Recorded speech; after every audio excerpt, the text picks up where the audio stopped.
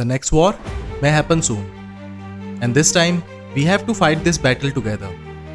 ये बयान दिया है हमारे आर्मी चीफ उपेंद्र द्विवेदी जी ने 4 अगस्त 2025 को IIT मद्रास की एक स्पीच में। और इसी के साथ रिसेंटली एक प्रेस कॉन्फ्रेंस में CDS अनिल चौहान का भी एक स्टेटमेंट सामने आया। और आसिम मुनीर की धमकी टैम्पा फ्लोरिडा से।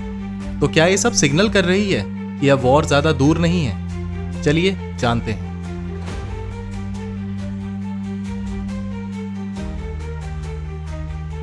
तो चलिए पहले सीधा चलते हैं आर्मी चीफ की स्टेटमेंट पर। जनरल उपेंद्र द्विवेदी ने अपने रीसेंट एड्रेस में एक एनालॉजी का यूज किया जो मुझे इंस्टेंटली स्ट्राइक की। Operation Sindoor was like a game of chess, we played it with complete political clarity. सोच के देखो, चेस का मतलब होता है हर मूव कैलकुलेटेड, ओपोनेंट के 2, 3 या 4 कदम आगे सोचना। आर्मी चीफ बेसिकली कह रहे हैं कि हमारी स्ट्रेटेजी में एकदम क्लियर डायरेक्शन था और हर स्टेप डेलिबरेट था, बिना किसी कंफ्यूजन के। लेकिन बात यहाँ खत्म नहीं होती है। एक प्रेस इंटरेक्शन में उन्होंने एक लाइट हार्टेड लेकिन शार्प कटाक्ष भी दिया पाकिस्तान पर। उन्होंने कहा, if our army chief has become field marshal that means we must have won the war. ये पाकिस्तान के नैरेटिव पर एक डायरेक्ट सटायर था, जहां उन्होंने पाकिस्तान के विक्ट्री क्लेम्स पर इनडायरेक्ट क्वेश्चन उठाया। मतलब ये एक मोरल बूस्ट करने वाली स्टेटमेंट थी अपने ट्रूप्स और पब्लिक के लिए, और साथ ही पाकिस्तान को सटल कॉर्नर करने की भी एक स्ट्रेटेजी। अगर सिंपल वर्ड्स में कहूँ तो ये सिर्फ एक लाइन नहीं, ये एक नैरेटिव वॉरफेयर का पार्ट है। क्योंकि मॉडर्न कॉन्फ्लिक्ट्स सिर्फ बैटलफील्ड पर नहीं, पब्लिक परसेप्शन और मीडिया फ्रेमिंग पर भी जीते जाते हैं। और आर्मी चीफ का टोन काम, कॉन्फिडेंट और थोड़ा विटी, ये सब सिग्नल एक साथ डिलीवर करते हैं कि we are prepared, we are clear headed and we are not afraid to call outs the hollow claims. और जब मिलिट्री लीडरशिप की बात आती है तो ग्राउंड रियलिटीज को सबसे बेहतर समझने वाले होते हैं हमारे defence chiefs. CDS Anil Chauhan का ऑपरेशन सिंदूर के ऊपर एक बयान आता है, एक ऐसा स्टेटमेंट जो बॉर्डर तक सीमित नहीं था बल्कि पाकिस्तान के लिए एक सीधा संदेश था। दिल्ली में एक प्रेस ब्रीफिंग के दौरान CDS अनिल चौहान ने एक क्लियर और डायरेक्ट मैसेज दिया। उन्होंने कहा, ऑपरेशन सिंदूर के थ्रू हमने सिर्फ एक मिलिट्री सक्सेस नहीं बल्कि एक स्ट्रेटेजिक मैसेज भी दिया है। ये ऑपरेशन पाकिस्तान के टेरर इंफ्रास्ट्रक्चर पर एक टारगेटेड एक्शन था और इसका मकसद सिर्फ एक ही था, टेरर को उसके सोर्स तक खत्म करना। जनरल चौहान ने एम्फेसिस किया कि इंडिया का स्टैंड क्लियर है, अगर कोई हमारे खिलाफ हथियार उठाएगा तो उसका जवाब देने में हम बिल्कुल भी हेजिटेट नहीं करेंगे। उन्होंने ये भी हाईलाइट किया कि ऑपरेशन सिंदूर सिर्फ एक रिटेलिएशन नहीं था बल्कि एक स्ट्रेटेजी का हिस्सा था, ताकि आने वाले दिनों में किसी भी टेरर नेटवर्क को अपने पैर जमाने का मौका ना मिले। इसी के साथ उन्होंने पाकिस्तान के रोल पर भी एक शार्प कमेंट किया। उन्होंने कहा, यह समझना होगा कि टेरर और शांति कभी एक साथ नहीं चल सकते, और ये बात सिर्फ बॉर्डर के दोनों तरफ के लिए नहीं बल्कि पूरे इंटरनेशनल कम्युनिटी के लिए एक सिग्नल थी। और दूसरी तरफ पाकिस्तानी आर्मी चीफ आसिम मुनीर का एक बयान सामने आता है जो न्यूक्लियर पॉलिसी पर उनका स्टैंड साफ कर देता है।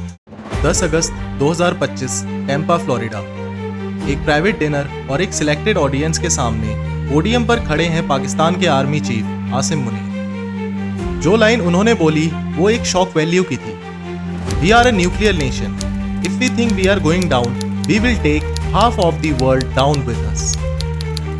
ये एक ड्रामेटिक सेंटेंस नहीं थी, इसके साथ उन्होंने इंडस वाटर का मेंशन भी किया, we will wait for India to build a dam, और फिर 10 मिसाइल से उनको निशाना बना देंगे। और फिर उन्होंने एक क्रूड मेटाफोर यूज किया, इंडिया एक मर्सिडीज की तरह है और हम ग्रेवल से भरा ट्रक। अगर ट्रक की कार से टक्कर होती है तो सोचो रिजल्ट क्या होगा। अब सिंपल टोन में समझो, एक आर्मी चीफ का एक ऐसा रिटोरिकल स्टेटमेंट अमेरिकन सॉइल से निकलना ये नॉर्मल नहीं है, ये एक डेलिब्रेट अटेंशन ग्रैबिंग सिग्नल था।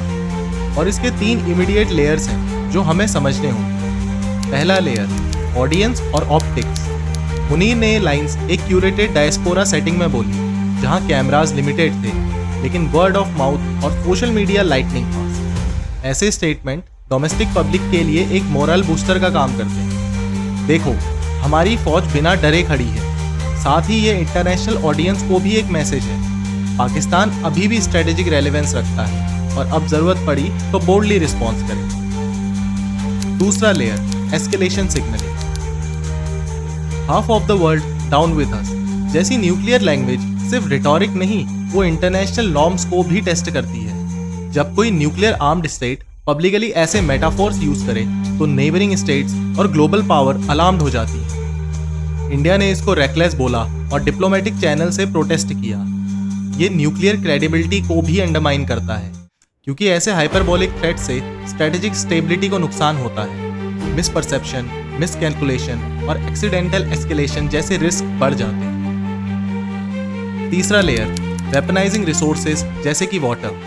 इंडस वाटर पे बने हुए डैम्स को मिसाइल टारगेट बनाना, ये एक वरिंग शिफ्ट है। नेचुरल रिसोर्सेज को सिक्योरिटी लेवरेज के रूप में दिखाना और वाटर इंफ्रास्ट्रक्चर पे अटैक की धमकी एक प्राकृतिक आपदा और सिविलियन सफरिंग का खतरा बनाती है। ये कन्वेंशनल और हाइब्रिड दबाव बनाने का एक ब्लेंड है, जहां न सिर्फ आर्मी वर्सेस आर्मी बल्कि इंफ्रास्ट्रक्चर और सिविलियन वेलबींग को भी टारगेट करने की सोच पैदा की जा रही है। तो शॉर्ट में मुनीर का टैंपा स्टेटमेंट एक टू फोल्ड गेम था, जिसमें एक तरफ अपने देश के लोगों को एक खोखला आश्वासन देना और दूसरी तरफ ब्लफ करना एक थ्रेट को, जिससे वो रेलेवेंट रह सके इंटरनेशनल प्लेटफॉर्म पे। तो दोस्तों, आज के डिस्कशन का क्विक रिकैप। इंडिया के आर्मी और सीडीएस ने अपनी तैयारी और रिस्ट्रेंट दिखाई और इसी के बैकड्रॉप में आसिम मुनीर का टैंपा वाला एग्रेसिव बयान भी सामने आता है। अब कुछ सवाल आपके लिए, सोचिए और कमेंट में बताइए। क्या भारत का मॉडर्नाइजेशन और मेजर्ड पोस्चर रीजनल स्टेबिलिटी के लिए सही अप्रोच है? क्या टैंपा वाला न्यूक्लियर रिमार्क सिर्फ पोस्चरिंग था या रीजन के लिए एक रियल थ्रेट भी बन सकता है? क्या पाकिस्तान के एग्रेसिव स्टेटमेंट से इंडिया को अब डिफेंसिव प्रिपेयर्डनेस और इंटरनेशनल डिप्लोमेटिक पुश बढ़ाना चाहिए? क्या ग्लोबल एक्टर्स, खासकर यूएस और ईयू को पाकिस्तान के इस इररिस्पॉन्सिबल बयान को कंडेम करके इंडिया को सपोर्ट करना चाहिए? आपका आंसर कमेंट में जरूर लिखें। और अगर आपको ये वीडियो इन्फॉर्मेटिव लगा हो तो लाइक, शेयर एंड सब्सक्राइब करना मत